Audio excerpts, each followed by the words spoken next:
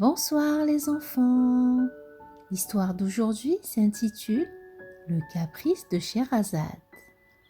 Détendez-vous, relaxez-vous, fermez les yeux et écoutez. Au palais du sultan Arbous, c'est l'effervescence. La princesse Scheherazade a envie de manger des crêpes. Mais dans les cuisines, personne ne connaît la recette de ces étranges galettes plates. Scheherazade saute à pieds joints, hurle et jette à terre la belle vaisselle. Mais personne ne connaît la recette. Si Scheherazade est une princesse connue dans le monde entier pour sa grande beauté, on sait aussi que ses colères sont terribles et qu'il ne faut pas la contrarier. Le sultan, son papa, essaye de la raisonner. Mais enfin, ma toute belle, qu'est-ce que cette dernière lubie? Personne n'a jamais entendu parler de ce dessert qui te fait tant envie. Ce n'est pas une lubie, papa chéri. J'ai découvert ce délice dans un des livres que tu m'as offert. Cela vient d'Occident. Mais sais-tu comment cela se prépare?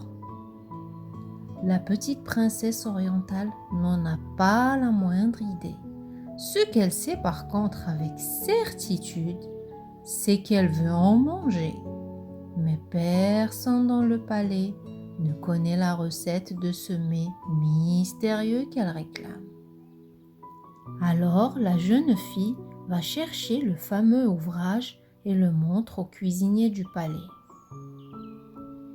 Il faut verser un liquide blanchâtre dans une poêle, le faire cuire et le faire sauter en l'air pour le récupérer sur l'autre face. A-t-on jamais vu cuisiner de la sorte? Faire sauter la nourriture, ce ne sont vraiment pas des coutumes de chez nous.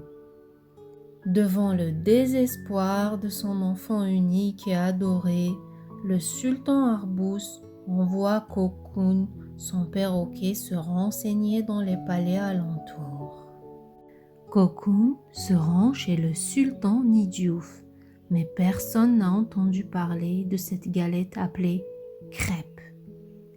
Puis au palais de Mazid, où il n'a pas plus de succès. Quand il arrive au palais du sultan Bazet, il commence à être épuisé par son périple.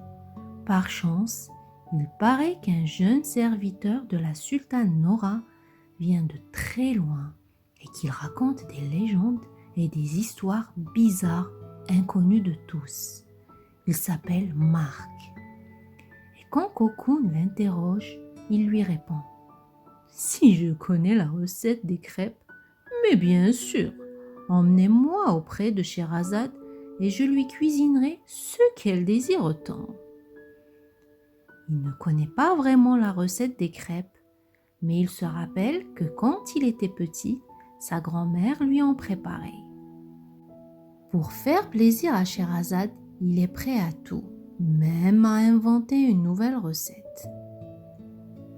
De retour au palais, Marc est mené à la cuisine et il interdit à quiconque de rester à ses côtés. Il étudie le livre de Scheherazade et fait une longue liste afin qu'on lui apporte les ingrédients nécessaires.